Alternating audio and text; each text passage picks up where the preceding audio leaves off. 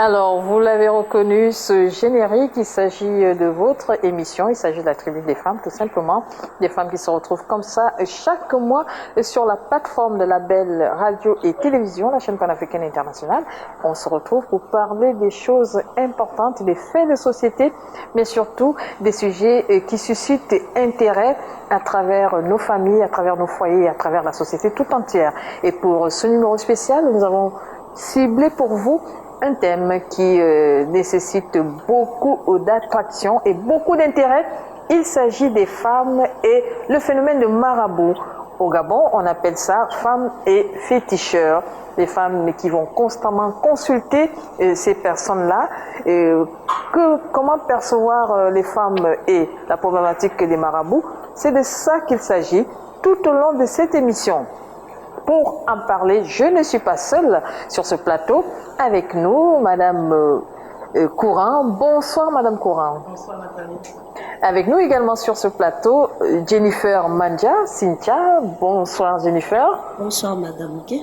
Et puis de l'autre côté, à Abidjan, nous serons avec Madame Ella Nadé, de l'autre côté de la ligne. Bonsoir, Madame Ella.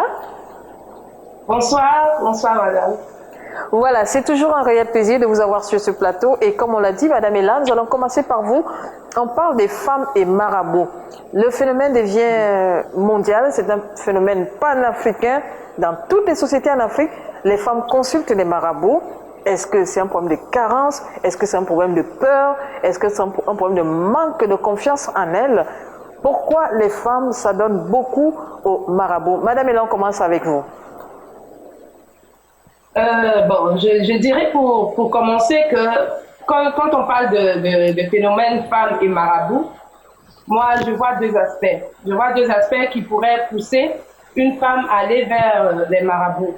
Et le premier aspect, je dirais, celles qui ont des ambitions démesurées. Oui. Des ambitions démesurées. Je veux dire par exemple, la vie à deux, c'est la construction d'une vie. C'est ensemble qu'on le fait. Et quand une femme n'a pas ces idées-là en tête et elle, par exemple, elle veut que le monsieur soit à sa merci, c'est-à-dire tout ce qu'elle lui demande, elle veut l'avoir là tout de suite.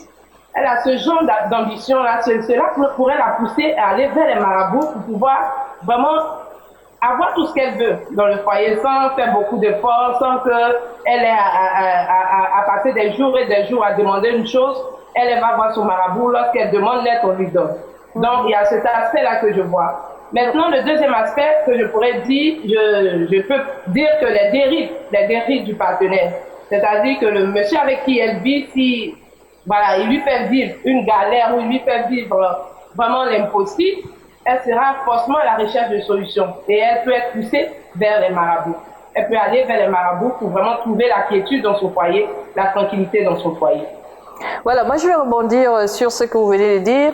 Vous dites que lorsque la femme ne se sent pas suffisamment entourée de cet amour-là, de son mari, elle est obligée de se référer à un marabout. Est-ce que pour que son mari soit à sa merci, on a besoin du marabout? Voilà, c'est pour ça que j'ai parlé d'ambition démesurée. Ouais. J'ai parlé d'ambition démesurée. Lorsqu'on est en couple, quelquefois, même pour la scolarité des enfants, on est obligé de faire des sacrifices. Si on veut que les enfants soient formés dans de bonnes conditions, on est obligé de faire des sacrifices.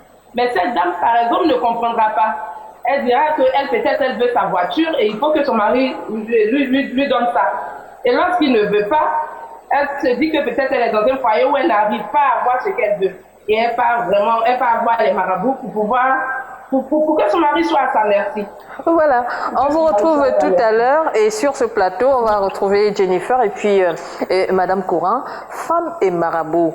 Le phénomène devient panafricain, c'est dans toutes les capitales africaines, c'est dans tous nos villages. Les femmes qui vont toujours chez les marabouts et tout ça. Mais vraiment, c'est un phénomène qui met mal à l'aise. Et qu'est-ce qui peut pousser une femme, nous qui sommes là sur ce plateau, allez consulter un marabout, Madame Courant? Le mot marabout est un mot du colonisateur. C'est le colonisateur qui a donné ce nom-là au premier chef religieux, à certains chefs religieux qu'il a rencontrés. Il a constaté que c'était des personnes oisives, que c'était des personnes qui avaient une cohorte de disciples, une cohorte d'individus à leur service et qui, de leur point de vue, ne faisaient rien de ces journées. Passaient ces journées à ne rien faire. Et le marabout, c'est un oiseau paresseux, un oiseau qui est très paresseux, Oui, oui. on a l'impression qu'il ne bouge pas à longueur de journée. Et comme il est dans le Sahel, cette zone semi-désertique, il fait très chaud. Et alors, il est sur un arbre à l'ombre et toute la journée, il ne fait presque rien. Il ne bouge presque pas. Voilà. Et le colonisateur a donné ce nom-là au chef religieux. Voilà pourquoi ce mot me met très, très mal à l'aise. Ah ouais. Parce qu'il y a Une confusion. une confusion, plus qu'une confusion, il y a toute une situation bâtarde où on ne sait pas qui est qui fait quoi. Voilà. Moi, j'ai bien envie, quand on parle des chefs religieux, qu'on dise guide spirituel, guide religieux. Ouais. Je pense que c'est le terme consacré, ne serait-ce que par respect pour la religion musulmane. Quand je vous entends parler, Oui. j'ai comme l'impression que vous assimilez le marabout à la religion. Moi, je n'assimile pas le marabout à la religion, dans la mesure où je viens d'un univers culturel Voilà. où on fait la différence. Et sur ce plateau, nous on parle de marabout en termes de féticheur, comme on le dit au Gabon. Voilà pourquoi je ne voudrais pas que le mot marabout aille directement au féticheur sans qu'on explique ce dont il s'agit, Voilà. de ce qu'il en est. Voilà. Et justement, le marabout, c'est normalement, Oui, quelqu'un qu'on consulte. celui qu'on consulte Ouais. et qui a des compétences spirituelles qui permettent de guider les personnes qui en ont besoin. Voilà. Par contre, quand on parle de féticheur, c'est un autre domaine. Le féticheur n'appartient pas aux religions révélées. Tout à fait. Il faut qu'on lève cette ambiguïté-là pour qu'on puisse comprendre de quoi il s'agit exactement.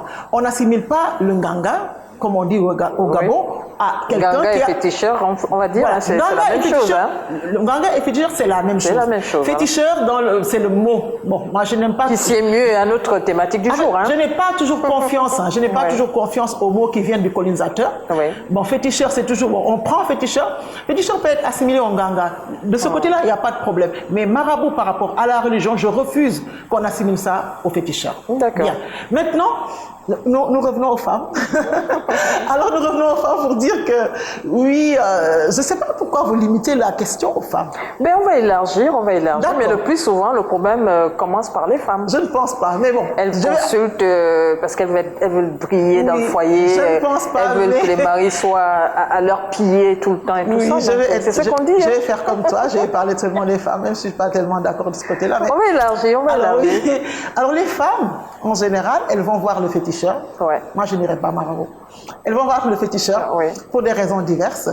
Et c'est toujours en rapport avec l'homme, la recherche du bonheur, d'un certain confort, qu'il soit matériel, qu'il soit sentimental, qu'il soit social, en rapport avec la famille élargie, etc. Mais elle y va encore, cette femme-là, elle y va toujours pour... elle va consulter un guide spirituel. Il y en a qui ne vont jamais chez le féticheur. Oui.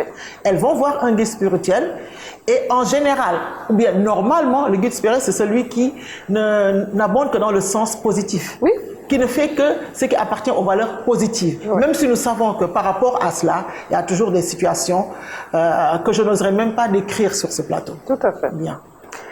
Jennifer, toi également tu es sur ce plateau, on parle, elle ne veut pas qu'on parle de marabout, mais qu'on parle plutôt de féticheurs, qu'on parle de nganga, comme on les appelle communément au Gabon, et à Abidjan on parle également de nganga, on parle de féticheurs et de marabout.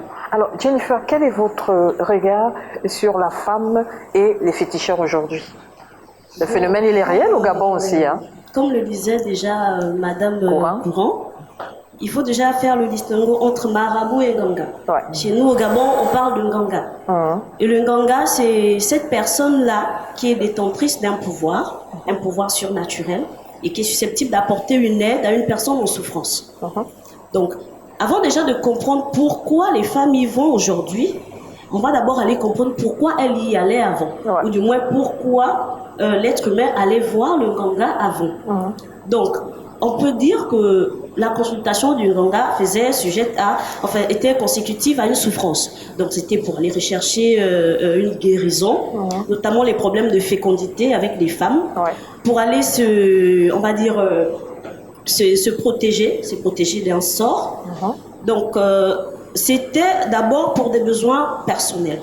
Maintenant aujourd'hui, avec la montée du modernisme, on voit qu'il y a des phénomènes qui prennent de l'ampleur, notamment la problématique du mariage. Ouais. Voilà. Dans nos sociétés, ce n'était pas l'affaire de la jeune fille ou du jeune garçon, ce n'était pas à ces deux-là d'aller chercher un conjoint. C'était une affaire des familles. Ouais. Donc la famille du conjoint qui se levait et qui allait vers une autre famille pour trouver le conjoint idéal pour leur enfant. Or aujourd'hui, avec la société moderne, on se rend compte que la jeune fille, le jeune garçon doit se battre, s'il faut le dire ainsi, pour trouver un conjoint. Donc, et avec cette montée-là, on se rend compte qu'aujourd'hui, il y a un recours permanent maintenant vers le féticheur. Mais pourquoi? On va se dire, on va aborder la question certainement sur deux aspects. Donc, sur le plan culturel, on montre à la femme que sans un homme, elle n'est rien. Tout à fait. Elle ne peut rien faire, elle n'a pas de valeur dans la société. Elle n'existe même pas. Voilà. Ouais. Aussi, il y a un groupe de femmes qui se dit, l'homme existe pour pourvoir à mes besoins.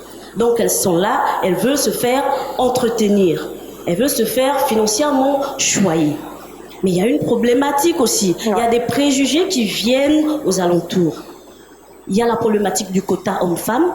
On nous fait comprendre aujourd'hui que ça, ce sont les statistiques et puis la société qui le dit. Hein, qu'il y a plus de femmes que d'hommes. Et du coup, elles usent de toutes les stratégies pour pouvoir appâter les hommes et tout le reste. Voilà. Ouais. Et dès qu'elle a trouvé cet homme-là qu'elle qualifie de bon, elle va mettre tout ce qu'il faut, voilà. Toutes les stratégies, tout ce qu'elle pourra l'enfant de pluie retenir ce homme-là. Voilà. Parce qu'elle se dit, si je ne fais rien, la concurrence est rude. Partir. La concurrence est rude, donc il faut que je fasse quelque chose. Mais il n'a qu'à partir s'il veut partir. Mais s'il part, les chances sont moindres de trouver un autre conjoint. Voilà. Vu qu'on nous dit que le quota homme-femme, aujourd'hui, en inégalité. Mais c'est ça se passe dans la tête. Ça se passe dans la tête, Madame Courant. Ça se passe dans la tête.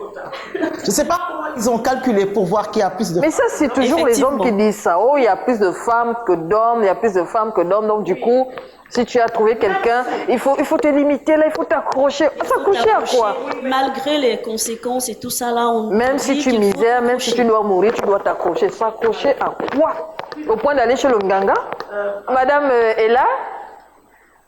Vous avez également ce problème là-bas, on parle de statistiques, on dit qu'il y a plus de femmes que d'hommes et tout, et du coup, les femmes doivent tout faire pour s'accrocher.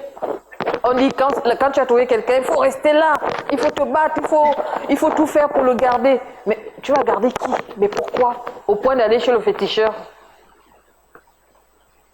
Oui, en fait, c'est les statistiques qui sont données. Au fait, moi, je me dis que c'est pour mettre cette pression-là à la femme, pour lui faire comprendre que le fait même d'avoir eu une situation, d'être casée, c'est déjà une grande chance. Et donc, elle devrait vraiment chercher à retenir ce qu'elle a. Mais je reviens encore pour dire que on peut, déjà quand on est dans une relation, je pense que on doit, déjà quand on est marié, je veux dire, on doit avoir quand même cette confiance-là. Voilà, donc je veux dire quoi? Je pense qu'il y a une confiance qui doit être quand même quelque part, parce qu'on se dit que parmi plusieurs, le monsieur nous a choisi, nous, et là nous sommes ensemble. Je crois qu'il y a une confiance quand même qui doit s'installer. Ouais. Mais j'ai parlé de guérir. Je me dis que la dame, elle est dans son foyer. Je ne pense pas que si tout va bien, quand je dis tout va bien, c'est pas dit qu'il ne va pas avoir quelquefois quelques petits problèmes, mais je pense que quand il n'y a pas de problème majeur, elle ne peut pas aller chercher un marabout pour venir, je ne sais pas, pour régler quoi. C'est pour cela que j'ai dit que pour celles qui y vont, je pense à qu'elles ont des ambitions qui sont un peu démesurées. Démesurées parce que peut-être elles veulent s'approprier leur homme, peut-être elles ne veulent pas, elles veulent qu'ils soient à leur merci, peut-être vraiment elles ne veulent pas qu'ils puissent peut-être, je veux dire, avoir des rapports avec d'autres personnes qui soient concentrées seulement sur elles. Sinon, à part celles-là, ces autres dames qui y vont, je me dis que c'est parce qu'elles ont des soucis dans leur foyer, elles ont des problèmes et elles y vont pour chercher une solution.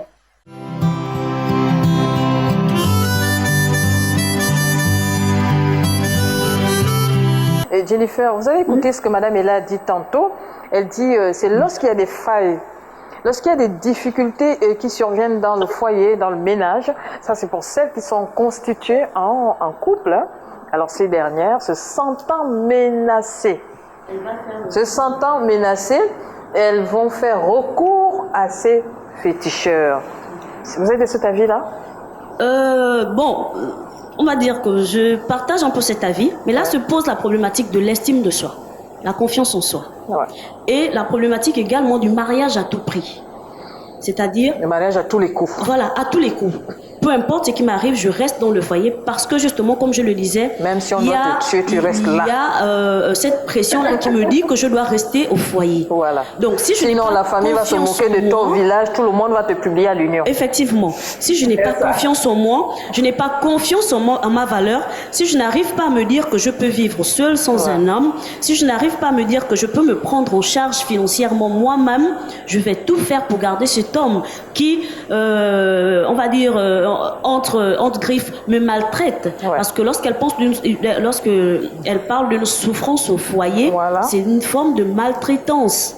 C'est une forme de maltraitance. Donc, malgré cette maltraitance-là, moi, je veux rester parce que la pression m'est venue de l'extérieur. Je dois être au foyer pour montrer à tout le monde qu'à travers cette bague que j'ai au doigt, j'ai de la valeur aux yeux des autres femmes, aux yeux des autres hommes et d'autres hommes. Et si je n'ai pas confiance en moi, il est clair que je vais faire recours à quelque chose qui me servira d'appui. Voilà, et cela nous amène à poser un autre volet du problème. Madame Courant, Madame est là depuis Abidjan. D'abord à vous, Madame Courant. On dit, en Afrique, on a toujours préparé la femme au mariage. On a toujours préparé au mariage. On lui dit, quelles que soient les misères qu'elle va vivre là-bas, qu'elle reste, qu'elle assume, parce que c'est un choix qu'elle a fait. Alors, est-ce que ce n'est pas, comme on en parlait tantôt, cette honte-là de dire, mon Dieu, ça n'a pas marché, et qu'est-ce qu'il faut faire, ce désespoir-là qui pousse les femmes finalement à faire recours à ces choses-là? Est-ce que le mariage, c'est la solution, c'est le terminus d'une femme finalement, Madame Courant? Jennifer, tu parlais tantôt des difficultés du mariage, n'est-ce pas? Mais quelquefois, le mariage peut être stable, hein? Oui, le bonheur peut être là, mais la femme a peur de perdre cette stabilité-là. Elle y va pour que la stabilité perdure. Quelquefois, ce n'est même pas une question de souffrance ou de difficulté. Hein. Elle y va parce qu'elle doit y aller. Elle y va parce qu'elle a été éduquée. Parce qu'il faut une ambiance culturelle quand même favorable pour qu'on aille chez le Nganga. Elle y va parce qu'elle se dit que même quand c'est très très bien, ça veut dire qu'il y a quelque chose qui va arriver. Pour que ça n'arrive pas, on y va pour régler le problème.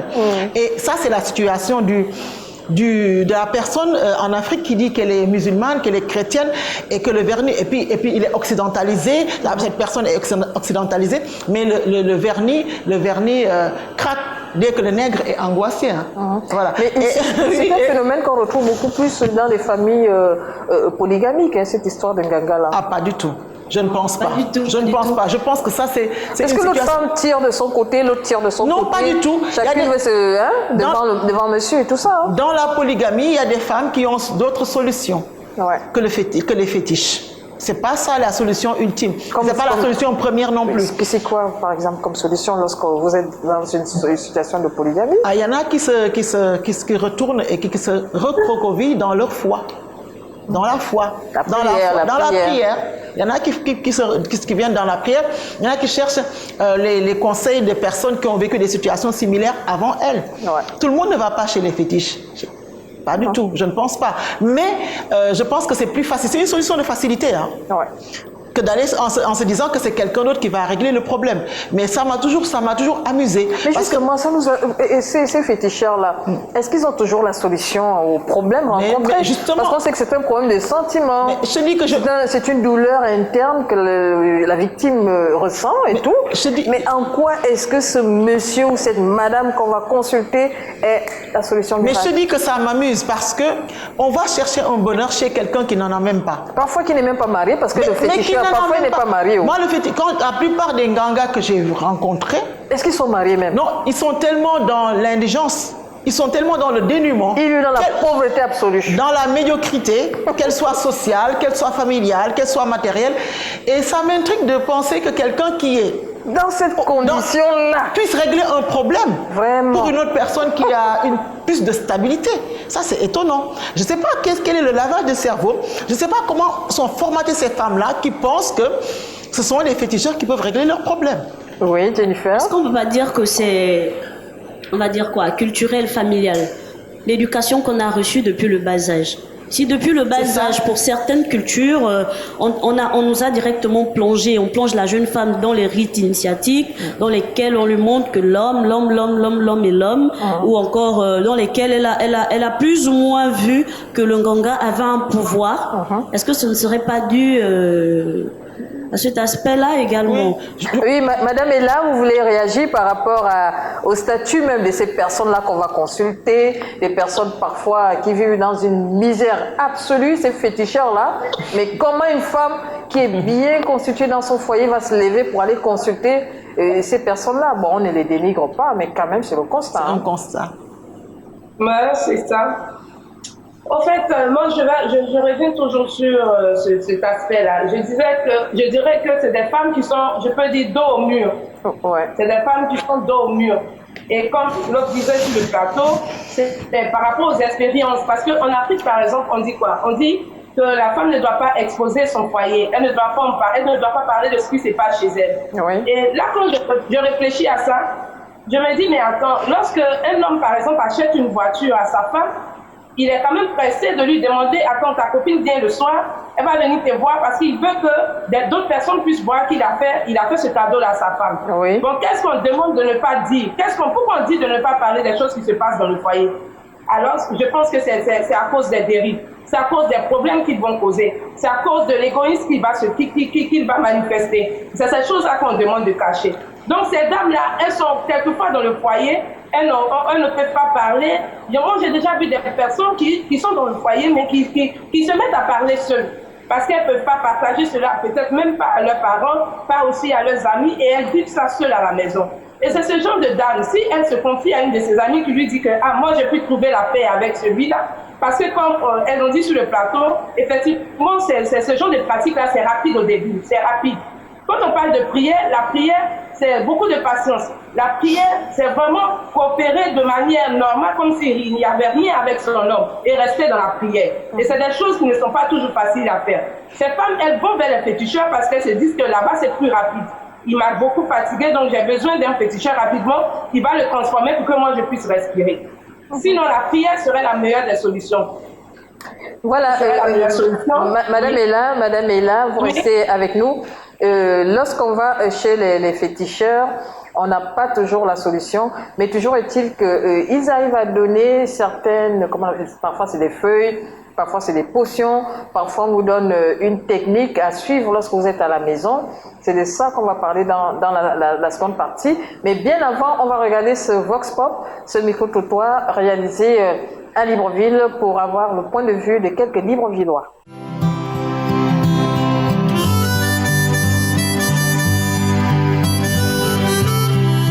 Les hommes qui vont pour féticher les femmes chez les marabouts, vous en avez entendu parler? Bien sûr, oui. Oui, bien sûr, oui, c'est pas faux. Non, mais pour moi, je dirais que non, c'est pas normal. On ne peut pas attacher l'enfant d'autrui. Ça n'a pas de sens. Mais c'est pas bien. Quand le monsieur vous a vu la première fois, est-ce que vous l'avez fétiché? Bon, à la longue, quand vous fétichez le mari, vous n'êtes pas en train de lui rendre un bon service. Vous le rendez esclave. Et quand même, c'est une feuille, c'est les feuilles qu'on fabrique pour faire. C'est quand la feuille pourrit, l'amour finit. Parce que l'amour, c'est Dieu qui a créé l'amour qui doit régner entre l'homme et la femme. On n'a pas besoin de féticher l'homme. Parce que l'amour vient seul. Et c'est le comportement de la femme qui fait naître l'amour dans le couple. Si je peux dire ça. Non, moi je crois que non, c'est pas normal. Parce que je pense qu'il y a d'autres qui font comment? Ils ont l'habitude de faire, par exemple, s'il ne va pas féticher la femme, s'il a épousé la femme, pour lui, son seul le plus cher, c'est que la femme reste à la maison et lui, c'est lui qui s'occupe de tout. Quand il arrive à la maison, il trouve la table dressée, tout est propre, donc en fait, c'est un peu ça. De nos jours, ce sont les femmes qui sont devenues plus dangereuses même, parce qu'ils tuent même les hommes. Et le comportement de l'homme aussi, c'est l'homme aussi qui amène la femme à bien l'aimer, comme la femme aussi amène son mari à bien l'aimer. On n'a pas besoin de féticher un homme, ou bien de féticher la femme. On dit que les femmes fréquentent trop les marabouts. Ça là, je ne peux vraiment rien vous dire dessus, parce que chaque personne a sa vie. Bon, si peut-être certains se plaisent chez les marabouts, chez les charlatans, tout ça, c'est leur vie. Moi, je suis chrétien, j'ai donné ma vie à Jésus. C'est Jésus qui est tout pour moi. Oui. Elles vont pour l'attirance, bon, d'après ce que les gens disent, l'attirance pour que leur mari les appartienne, quoi. Ne regarde plus à gauche, à droite, ne regarde plus dehors, que leur mari soit intéressé rien qu'à elle-même. Bon, elles le font, certaines, c'est parce que des fois elles voient que le monsieur a un peu de moyens, lui a beaucoup de moyens pour préserver cette personne. Une fois l'affaire est faite, elle reste seule avec le monsieur. Bon, moi je sais pas comment ça fonctionne là-bas, hein. Mais ce que je sais, c'est que quand les gens en parlent, ils disent que c'est pour aller bloquer le chéri, quoi. Mais si elle a dit que non, peut-être qu'il peut avoir qu'elle aussi un matériel envers cet homme. Ou soit ce monsieur est riche, si elle souffre, elle est obligée de faire ça pour avoir un foyer ou bien pour prendre quelque chose. C'est ce qu'elle peut faire. Et l'homme qui va pour féticher alors la femme, lui, il la fétiche pourquoi? Mais c'est au même temps. S'il a vu que non, cette femme-là peut-être, c'est une femme riche aussi, il peut faire aussi au même. Mais en un rien mot, les deux côtés, ça se fétiche. Donc, et les femmes qui prennent la peine d'aller chez les marabouts, ça les engage. Parce qu'à la fin c'est quoi? Elles se retrouvent dans les pleurs. Parce que toi, tu vas enrichir le marabout. Parce qu'il va faire ce qu'il va faire là aujourd'hui. D'autres vont dire que mais si je n'ai pas fait ça avant, je vais savoir comment. Je suis passé par là avant d'être converti, avant que Dieu ne me fasse appel. Donc c'est quand tu pars, tu enrichis le marabout. Parce que quand tu fais ce qu'il a fait, va marcher pour un temps. Après ça tombe, il faut retourner lui donner de l'argent, il faut payer. Mais par contre, Dieu donne tout ça gratuitement. Dieu donne l'amour gratuitement. Vous ne payez rien en retour. Si vous avez la chance, la grâce de tomber sur un chrétien qui connaît Dieu, qui a la crainte de l'Éternel, tout va couler comme de l'eau de roche. Donc ce qui justifie le fait d'aller chez les féticheurs, c'est les biens matériels. Oui, c'est les biens matériels, même pour se marier d'abord. Et regarde d'abord ce que l'homme a là, pour dire que non, je t'épouse pour le bien, le mal et le pieux.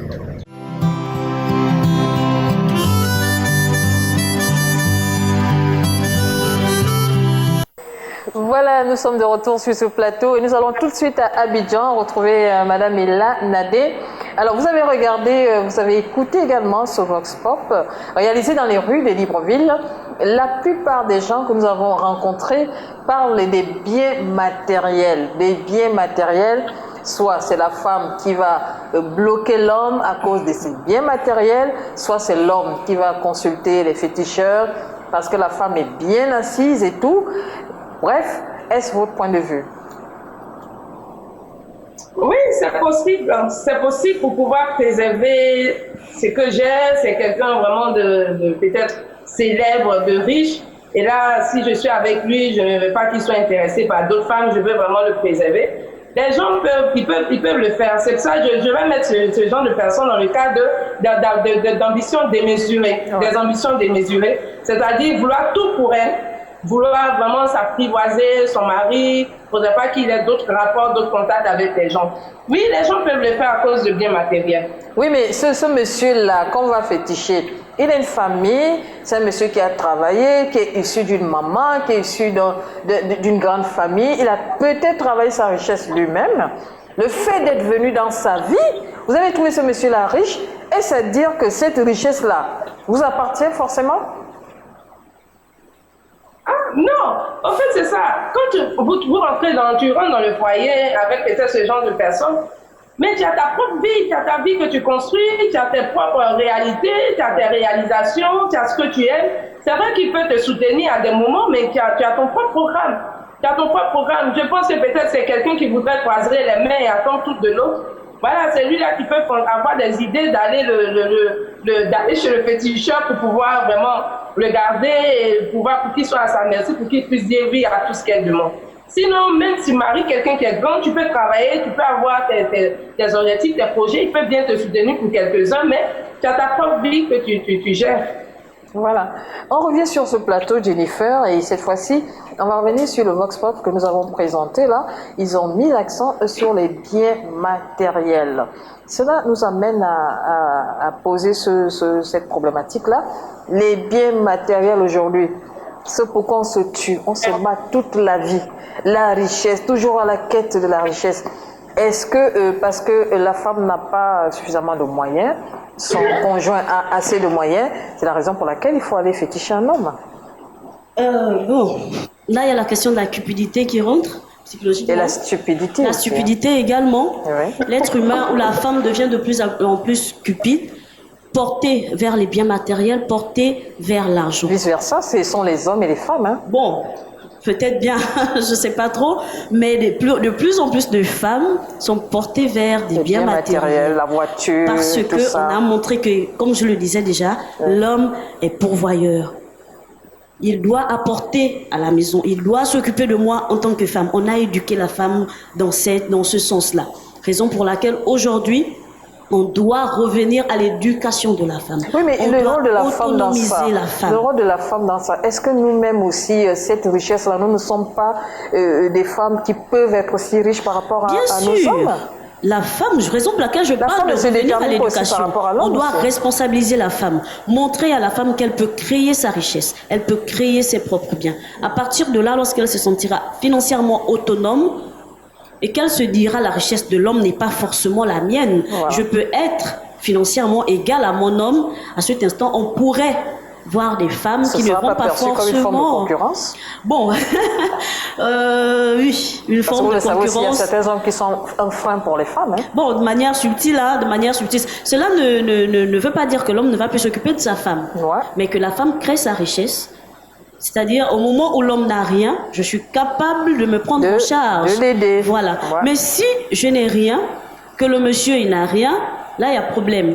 Ou si je n'ai rien, et que le monsieur a une autre petite fille qui l'entretient dehors, me sentant menacée en tant que femme, il y aura cette envie de chercher des moyens pour sécuriser ce bien-là. Ouais. Madame Courant, votre point de vue? Les solutions de Jennifer vont conduire directement tous les gangas au chômage. Hein. Tous les féticheurs, là. Parce qu'elle est en train de pointer du doigt toutes les tares. Ouais. Les tares des femmes, les tares des humains en général, qui voudraient que chacun puisse dépendre de quelqu'un d'autre. Ouais. Voilà, ça ce sont des parasites, et c'est le parasite qui pense que son bonheur est lié au bien-être matériel de quelqu'un d'autre. Ouais. Maintenant, si on en revient aux valeurs humanistes qui doivent nous habiter, nous les femmes, bon, non seulement les gangas seront au chômage, mais les femmes en seront plus heureuses. Ouais. Et justement, c'est là il faut parler, bien sûr, d'éducation et de formation.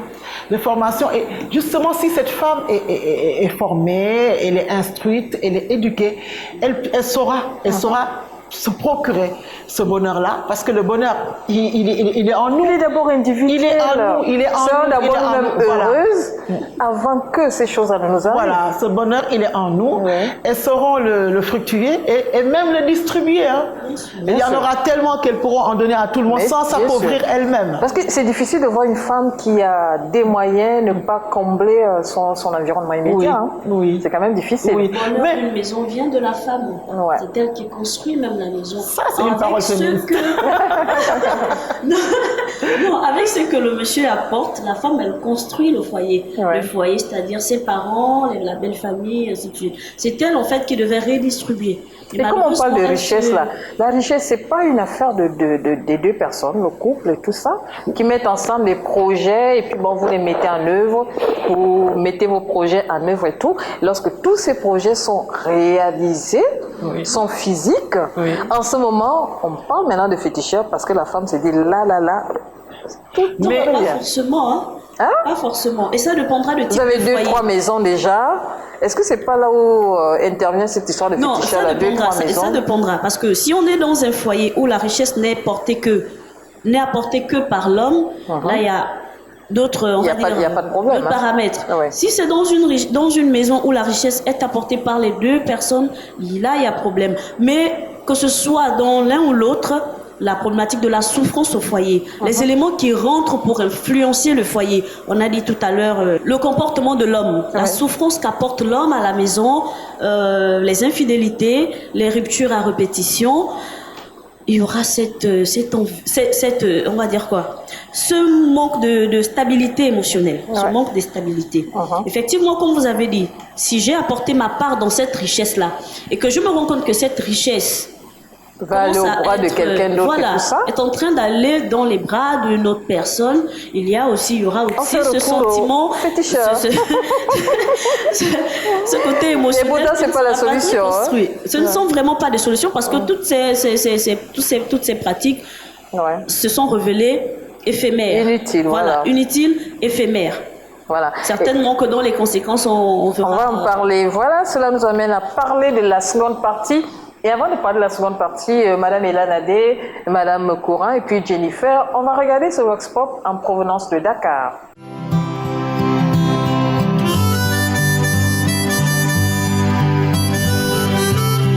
C'est notre réalité. Même les hommes aillent voir les marabouts, bon, que ça soit pour chercher du travail ou bien qu'on serait un mauvais sort, des choses comme ça. C'est pas seulement les femmes, mais seulement les femmes sont plus nombreuses à aller voir les marabouts. Moi, en tout cas, c'est ce que j'appelle la croyance empirique.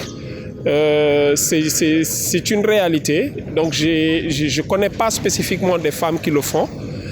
J'entends juste parler. Et tantôt, on en discute avec des amis et tout. Bon, vous savez, ici, on est en Afrique, il y a des réalités. Chacun a ses croyances. Mais moi, je pense que on doit beaucoup plus se baser vers l'essentiel que d'aller voir les marabouts. Maintenant, elles ont toutes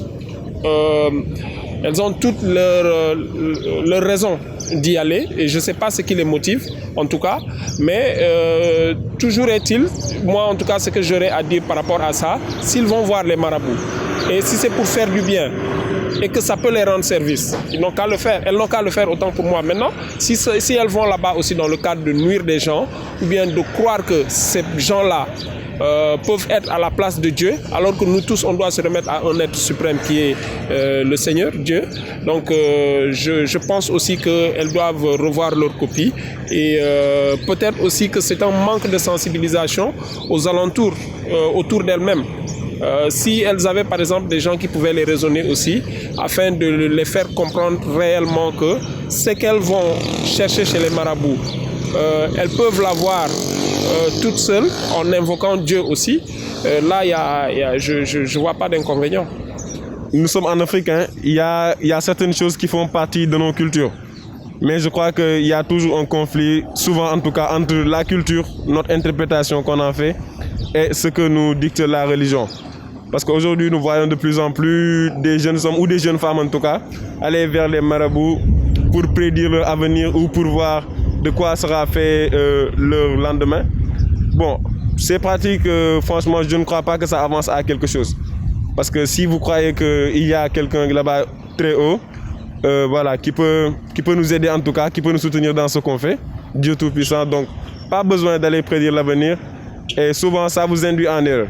Parce que si on vous dit que vous aurez un avenir brillant et que vous restez chez vous tous les jours, en attendant l'avenir brillant, je ne crois pas que ça va arriver. Donc ce qu'on doit faire, c'est éviter cette forme de paresse et cette forme de laxisme et travail. D'un côté, c'est bon. De l'autre côté, c'est pas bon. Parce que si tu pars, pour ce qui te concerne, il n'y a pas de problème. Mais ce qui n'est pas bon, partir chez les marabouts pour marabouter quelqu'un ou quelque chose comme ça. Ça vraiment, c'est pas bon, c'est banni.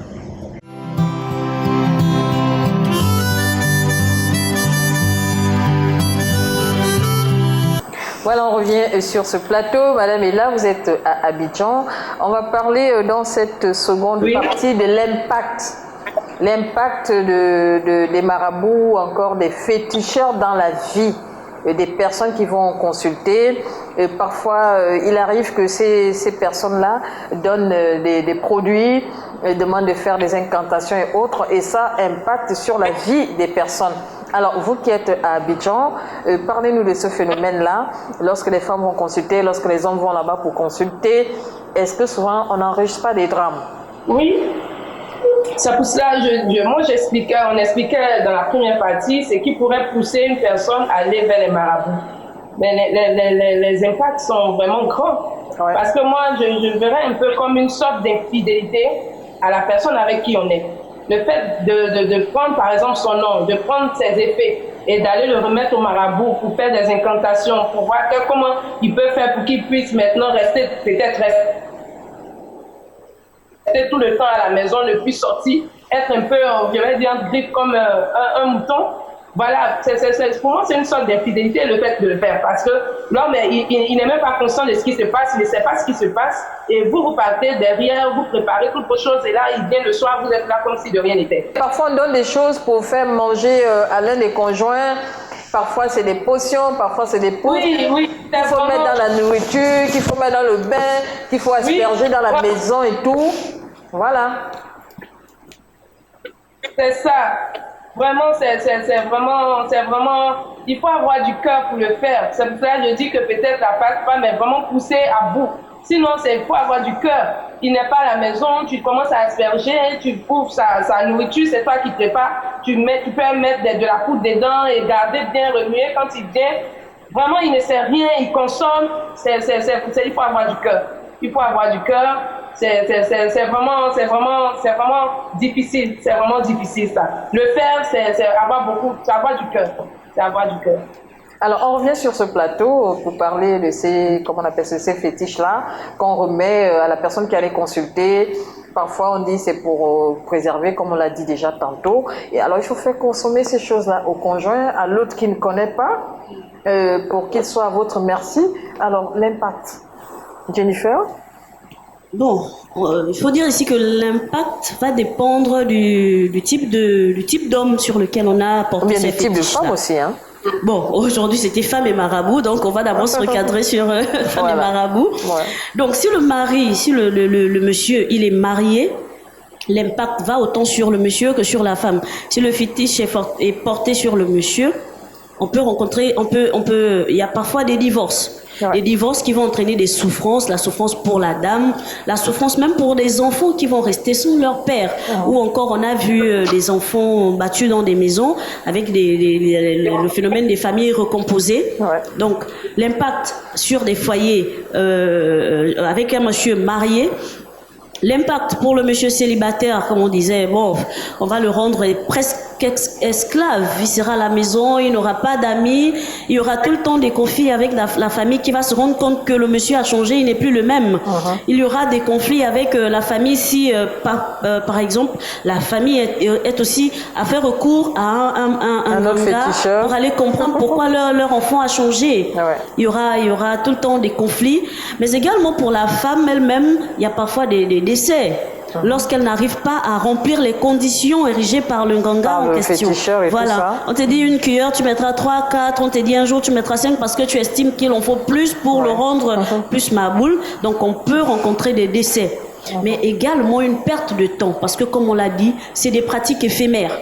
C'est vraiment éphémère. Au bout d'un temps, la puissance du fétiche va finir. Et surtout si le féticheur meurt. S'il disparaît de la planète. Donc, vous allez faire comment? Vous aurez plus de potions? Voilà. Donc, c'est éphémère. Lorsque le monsieur va se rendre compte qu'il était sous l'effet du fétiche, qu'il a été roulé dans la farine et tout ça. Voilà. Il y aura rupture et la femme aura perdu du temps. On a vu des foyers qui tiennent même 20 ans, mais au bout de 20 ans, le foyer se casse et l'on se retrouve seul, alors que tout ce temps, on aurait pu trouver son homme à soi, avec lequel on aurait vécu un amour vrai. Mais malheureusement, on ne le comprend pas en tant que femme, que ces fétiches sont éphémères. Madame Courant, Nathalie, un avis personnel, moi je doute franchement de l'efficacité de ces pratiques-là. Ouais. À la limite, l'impact, il est par rapport aux problèmes sanitaires. Hein. On ingurgite n'importe quoi, on risque de tomber malade pour des raisons diverses. C'est la seule chose que je pense oui, parce que même si le féticheur est censé détenir des connaissances ésotériques, franchement, moi j'en doute. Je doute de l'efficacité. Parce que si c'était vraiment efficace, ce ne serait pas éphémère comme dit Jennifer. Donc on va dire en quelque sorte que c'est de la manipulation en fait qu'ils font. Mais nous les femmes tellement dupes, on ne s'en rend pas compte. C'est une forme de manipulation. Comment on appelle ça? Il y a l'autre côté, l'autre aspect de la chose où on appelle Tisa, elle veut rentrer dans le foyer de la femme mariée et qui utilise ces choses-là. Alors, l'impact va être quoi dans ce cas-là? Sanitaire d'abord. Sanitaire comme dit la dame, parce que les produits manipulés ne sont pas toujours sains. Sanitaire. On va voir le monsieur avec le gros ventre, phénomène des gros ventres, on dit, on va dire quoi, signe de richesse. Monsieur à terme alors déjà, mais en même temps, on ne sait pas comment l'autre dans le foyer est chargé, culturellement chargé, spirituellement chargé. La dame que l'on va attaquer dans le foyer, on ne sait pas comment elle est chargée. D'où les phénomènes des folies, par exemple. Des jeunes filles qui deviennent folles. À force de trop chercher. Voilà, à force de trop chercher. Et les décès par-ci par-là dans les banjas, dans les maisons. Parce qu'on a trop cherché. D'accord.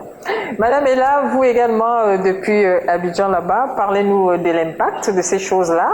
Est-ce que dans votre entourage, au niveau d'Abidjan là-bas, nous on a eu récemment au Gabon ce phénomène-là, une dame qui est partie, une jeune dame de la France, pour venir faire des fétiches au Gabon et finalement elle a perdu la vie. Et l'affaire a fait beaucoup de bruit sur la toile parce qu'il fallait que son homme soit toujours accro à elle. Oui, en fait, c'est les mêmes exemples. Tous nous savons que ces pratiques sont vraiment éphémères, comme elle le dit sur le plateau. Ce n'est pas des choses qui durent dans le temps. Et encore, il y a d'autres solutions. Il faudrait peut-être s'adonner à la prière. Et puis, comme on dit, vraiment tuer son cœur. Parce qu'en même temps que nous prions, ce n'est pas à la même minute que le monsieur change. Quand nous prions, ça peut mettre 1 an, ça peut mettre 2 mois. Et là, tu dois continuer à avoir une bonne relation avec lui, mais tout en priant. Donc ça, c'est une solution. C'est vrai qu'elle peut prendre le temps, mais elle est durable. Voilà, merci beaucoup. On vous revient tout à l'heure. Cela va nous amener à parler un peu de la suite lorsque ces choses-là sont terminées, lorsque le fétiche est terminé. On a parlé tantôt de folie. Il y en a qui perdent la vie, il y en a qui sont démoralisés toute la vie. Et c'est l'occasion pour nous ici de nous adresser aux femmes. Les femmes qui sont le socle de la société. Et surtout, nous voulons aujourd'hui une Afrique qui a une autre perception, qui a une autre conception de la vie. C'est l'occasion pour nous ici de parler à ces femmes-là par rapport au phénomène des féticheurs et des ngangas, Madame Koura.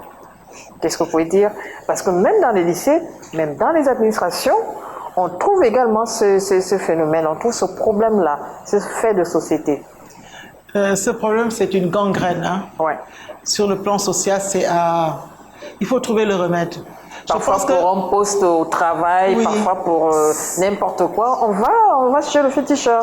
On veut un travail, on veut un beau sac, on veut avoir des jolies fringues et tout. Même, je sais pas, pour un rien, on va consulter. C'est une plaie sociale. Les femmes qui vont voir ces féticheurs, elles ne sont pas averties. C'est la naïveté. Averties de quoi? Averties de... Non, pas des dangers, parce que les dangers, on les connaît. Celles qui meurent parce qu'elles ont été voir un féticheur, mais c'est parce qu'elles ont été empoisonnées, ce n'est pas plus compliqué que ça. Parce que toutes les potions qu'on donne, même le féticheur lui-même ne maîtrise pas les origines, les tenants et les aboutissants. On prend une plante, on prend une racine, après voilà, et puis le cocktail est mortel, c'est tout. C'est tout purement physique, ça n'a rien pour moi, ça n'a rien de mystique.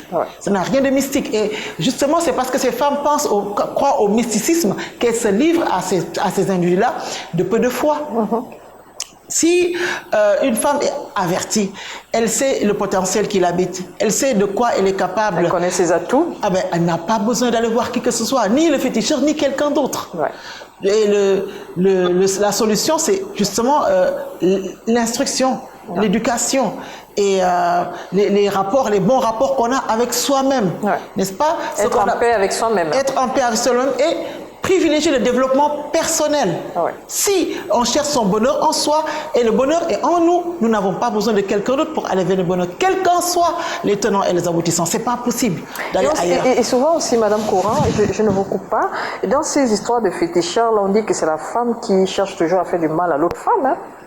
Oui, mais on peut faire si on a envie de faire du mal, faisons du mal d'une autre façon.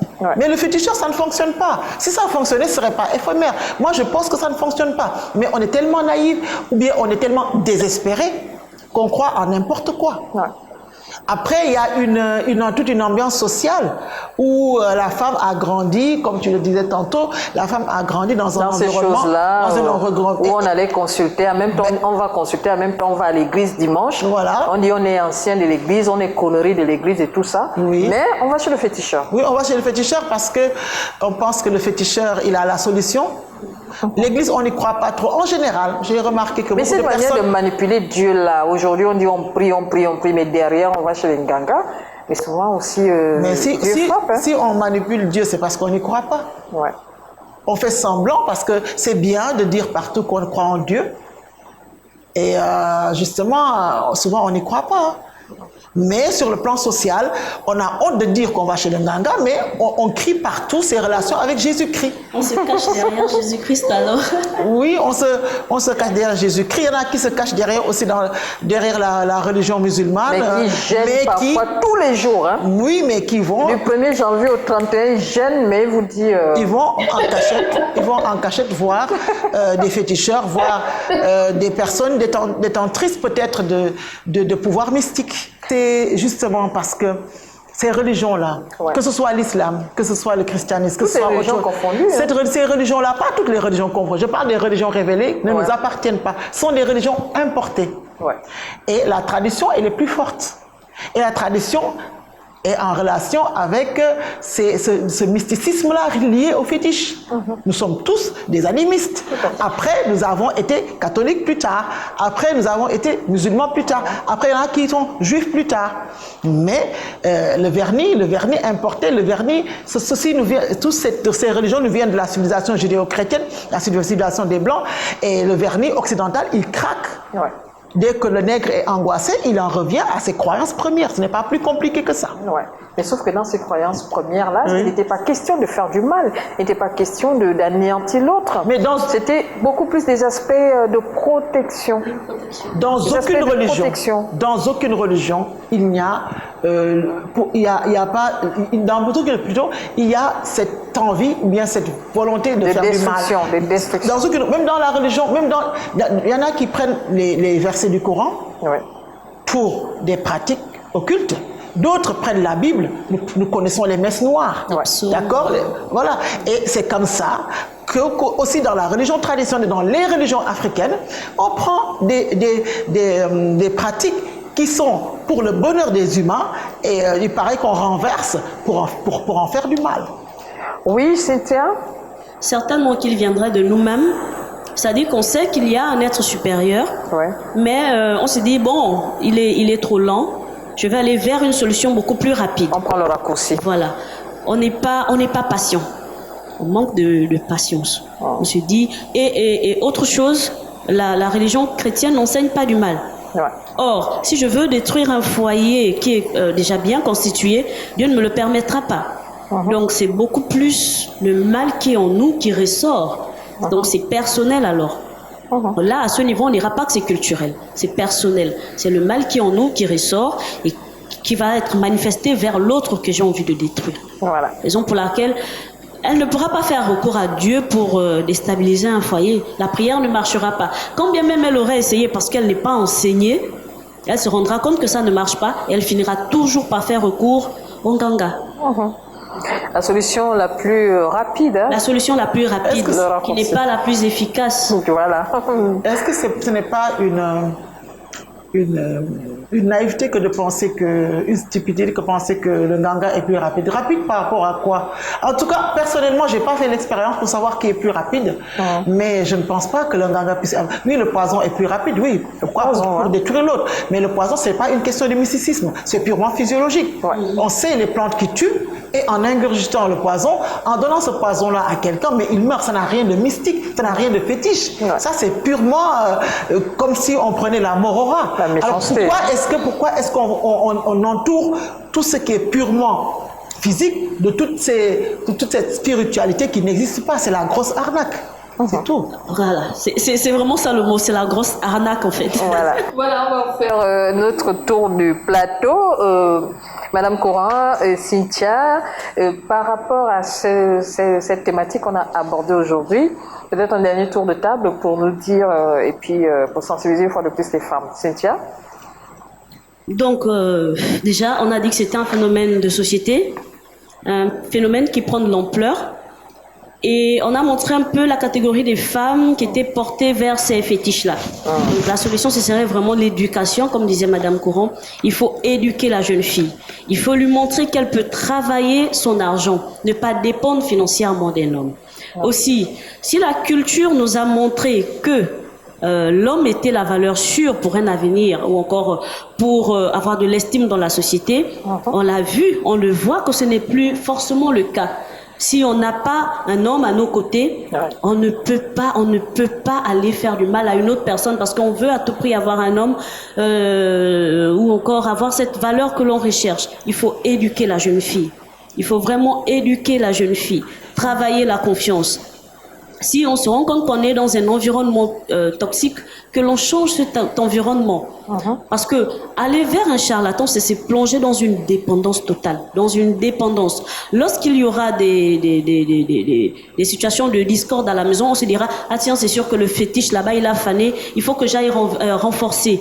Donc c'est une forme de dépendance. Il n'y aura pas cette confiance envers l'homme qui est en face de nous. Or, l'amour se vit de manière naturelle, de manière épanouie. Or, avec un appui que l'on ne maîtrise pas, ce n'est pas sûr que l'on pourra vivre cet amour-là de manière épanouie. Jennifer, Cynthia, merci beaucoup. Madame Courant, votre mot de sensibilisation à l'endroit de nos chers téléspectateurs. Cette situation déplorable existe dans toutes les couches sociales. Ce qui veut dire que ce mal est bien partagé. Ce n'est même pas une question de bien matériel. Ce qu'il faudrait peut-être, même ceux qui se sentent nantis, c'est revenir aux valeurs humanistes qui enseignent l'amour de soi. L'amour de soi et le fait de savoir que le bonheur, il est en nous. Personne ne donnera du bonheur. Et le bonheur, il est en nous. C'est le développement personnel qui est à privilégier avec des valeurs humanistes qui sont en rapport avec le beau, le bien et le vrai. Et pourquoi en Afrique, pourquoi les femmes? C'est ce que je déplore. On voit cette situation-là de référence au concept ésotérique dans le monde entier. Et les femmes, les hommes, les femmes et les hommes aussi. Maintenant, je pense que l'éducation doit toucher toutes les couches sociales et tous les genres.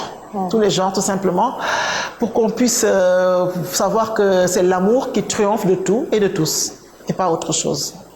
Voilà, c'est votre mot de fin, Madame Courant. Et moi également, je vous dis à très bientôt. Mais avant de nous séparer, nous devons tous savoir qu'il y a un Dieu qui est au-dessus de tous. Et c'est ce Dieu-là qui maîtrise l'humain que nous sommes, les humains que nous sommes. Sans ce Dieu-là, nous ne sommes rien. Sans sa puissance, nous ne pouvons pas avancer. Et donc, faisons-lui foi, faisons-lui confiance. Et que les femmes soient de plus en plus indépendantes financièrement. Plus elles seront économiquement indépendantes, mieux ça vaudra, moins on aura à consulter des féticheurs. Et c'est la fin de ce numéro spécial. On vous retrouve dans quelques semaines pour une autre thématique. Au revoir.